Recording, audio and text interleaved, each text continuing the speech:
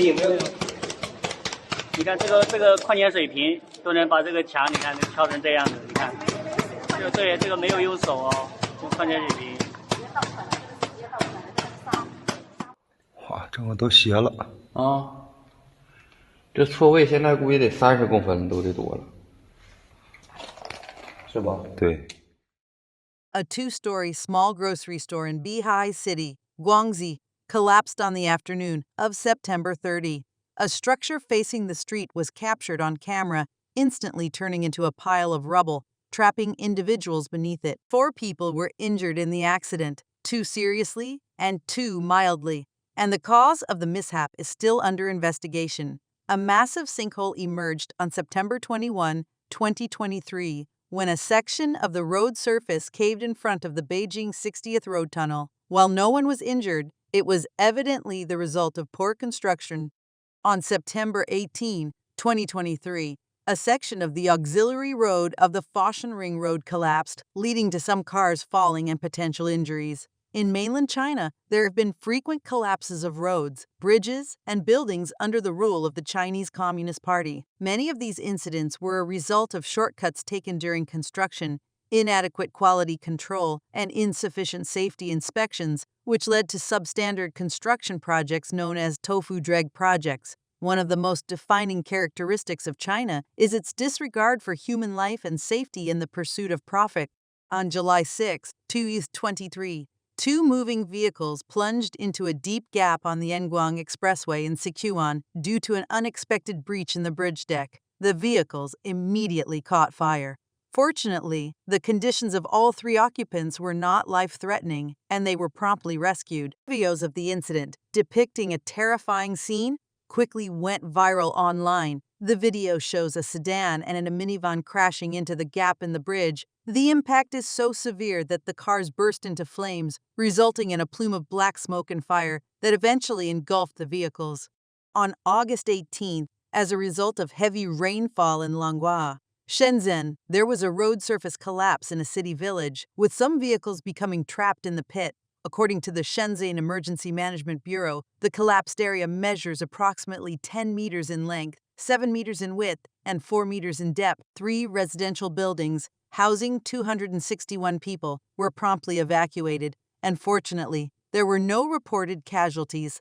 Around 3 p.m. on the 18th, a reporter from Southern Metropolis Daily arrived at the scene to verify the situation. The incident occurred in a section of Overseas Chinese Road within the Sanhe Overseas Chinese New Village in the Longhua district of Shenzhen. Relevant authorities from the Longhua district and Dalong Street were actively managing the situation, with multiple caution lines set up at the site. At approximately 4 p.m., near the Sanhe Overseas Chinese New Village, the reporter observed that there was silt accumulation in the garages of the nearby Keluyan community. On-site personnel were engaged in clearing the silt. It was indeed a substandard project. What we are seeing now is inside a department store in Changsha, mainland China. You can see that the ceiling of the department store suddenly collapsed, and there is a large amount of water pouring down. At that time, there were quite a few people inside the department store, and this sight was quite frightening and startling for them. Some people even thought it was the sound of a balloon bursting. Let's hear from some of the people who were there earlier. At around 4 o'clock, I heard a sound and I thought it was a balloon. Because we had balloons here, I thought it was a balloon popping. I haven't received any specific information about what happened here, but I saw the staff over there trying to clear the water. I'm not sure about the cause. They took action right away. A large amount of water was pouring down from the ceiling, and it's suspected that heavy rain outside caused leakage inside. It can be seen that the construction quality of the ceiling was too low, and with the city in mainland China, it has become a joke. Citizens are always afraid of sudden, collapsing dangers everywhere. Fortunately, this incident did not result in any casualties. It only caused significant flooding in the store. On the morning of August 3, 2023, at around 8:50 a.m., a shocking incident occurred. A bridge partially collapsed at kilometer 254 of the Ham Highway in Harbin, Heilongjiang, causing a disruption in road traffic. According to dashboard camera footage, a white SUV directly entered the collapsed pit, while the vehicle filming the video had to make an emergency stop and reverse to avoid falling into the collapsed area. In another video, many individuals took daring risks at the edge of the collapse, and one person had to be rescued from the pit. Another man stood on top of an overturned car, holding onto a rope. As reported by CCTV News, strong rainfall had affected many areas in Heilongjiang since August 2.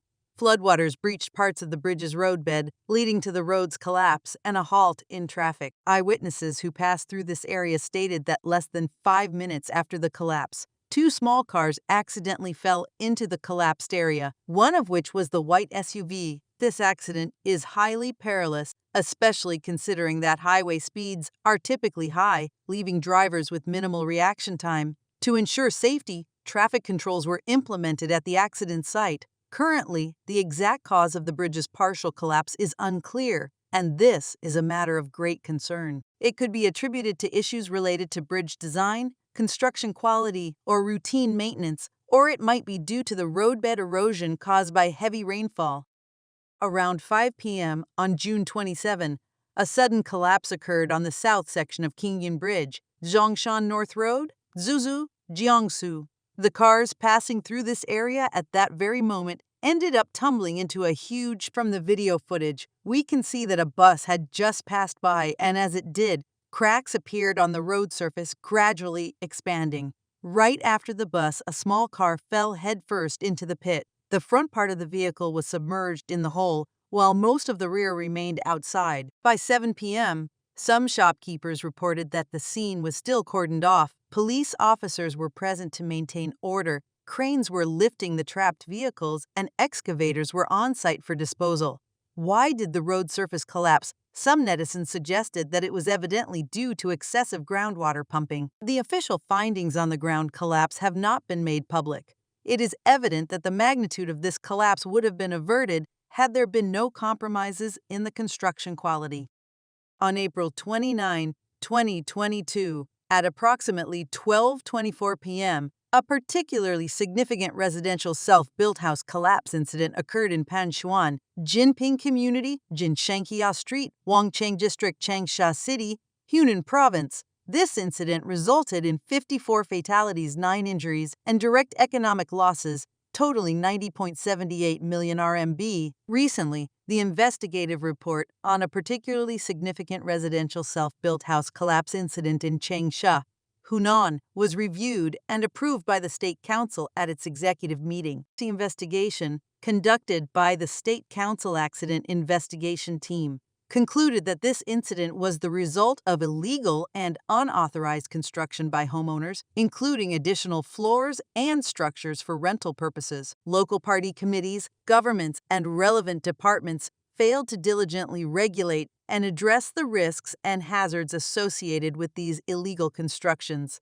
Some even evaded their responsibilities and allowed these severe safety hazards to persist, leading to a particularly significant production safety liability incident. Due to concerns about their quality, some of China's large-scale projects are mockingly labeled as Tofu-Dreg projects. For instance, China's most notable accomplishments, such as high-speed rail projects, are typically undertaken by state-owned giants that follow a general contracting model, such as the China State Construction Engineering Corporation and its subsidiaries. However, once these primary contractors secure the contracts, they frequently misappropriate a substantial portion of the funds for personal gain. Subsequently, they divide the project into smaller subcontracted components, often resulting in the lower-tier construction teams receiving significantly less than half of the original budget. This issue has raised concerns about the transparency and quality of several Chinese construction projects. It has led to various problems, including subpar construction quality and questionable project financial management. Projects labeled as Tofu-Dreg can result in long-term issues related to repair costs and unintended reconstruction, in addition to raising safety concerns. A notable example of this trend can be observed in China's high-speed rail development initiatives, where concerns and disputes about compromised quality and project fragmentation have been widely raised by the public. This highlights the critical importance of ensuring quality and transparency in major infrastructure projects in China.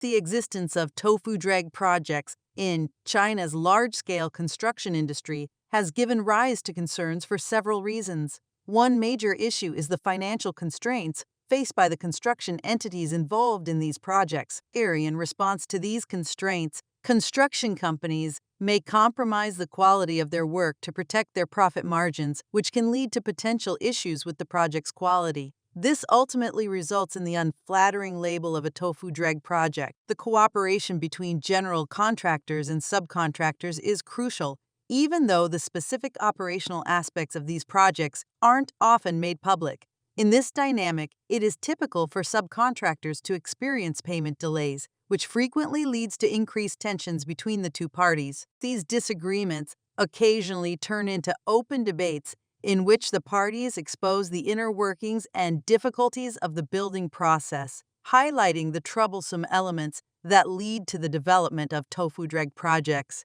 These disagreements and open disclosures shed light on more general problems ailing China's building sector. Unfortunately, the pursuit of striking a balance between budgetary constraints, project timelines, and profitability has produced a culture of compromise that imperils the integrity and quality of these significant building projects, compromising their reputation and safety requirements. Subcontractors accused China Energy Construction, 8th engineering company, on July 15th of cutting corners during construction. The company is in charge of general contracting for the Shandong-Lairong high-speed rail third section project.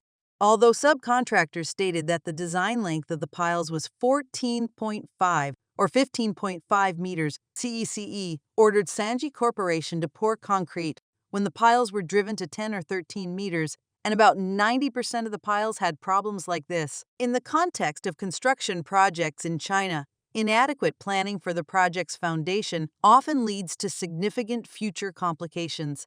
These issues encompass potential cracks in the high-speed rail roadbed, constant alarms at monitoring stations, and a substantial surge in maintenance costs. Traditionally, if a construction site raises substantial concerns regarding public safety, China Energy Construction 8th Engineering Limited Company and the essential construction personnel would be the primary responders. However, there are no indications of such actions. In fact, the commencement of the high-speed rail project is slated for December, following the completion of the testing phase. Notably, the drill bits encountered exceedingly rugged terrain when these enterprises were driving piles, rendering them incapable of penetration. Confronted with this challenge, CECA proposed an immediate halt to drilling and the commencement of concrete pouring. Experts in the construction industry have expressed their insights on this matter. They pointed out that if the drill bit was genuinely unsuitable for rock drilling, it might imply that the original drill bit design wasn't intended for such purposes. In other words, these three companies employ a technique known as friction end-bearing piles, involving pauses when encountering rocky terrain. From this perspective, CECE made no errors, and their recommendation proved to be accurate. Due to competitive pressures during the bidding process, construction companies in China often reduce their contract prices to secure projects. However, when actual construction begins, budgets are typically constrained, forcing them to implement cost-cutting measures that impact the quality of the project. The pressure to complete projects according to the set schedule often compels workers to find ways to enhance their work efficiency. However, this is often met with resistance from the management and construction inspection teams. Errors in the installation of steel frames that do not meet regulations have led to rigorous inspections and the need for rework. Most low-bid contract companies have already spent a significant portion of the project's budget from the outset. This situation compels them to employ cost-cutting measures to ensure profitability, resulting in a reduction in construction quality. In China's construction industry, cost-cutting to maximize profits has become increasingly common.